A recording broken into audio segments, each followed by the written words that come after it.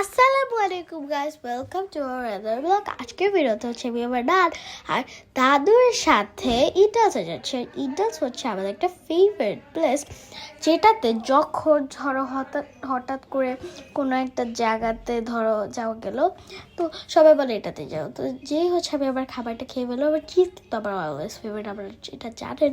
So এটা খেয়ে ফেলবো, আর মাও পায়ের খাবারটা পিক করে ফেললো। আর এখানে হচ্ছে তারাস, আর বাবা অনেক দুষ্টামি করছে। তারাস দেখেন কি করছে গাইস, আপনারা দেখতে পাচ্ছেন ভিডিওটাতে। আর ও এটার উপরে উঠে গিয়েছে।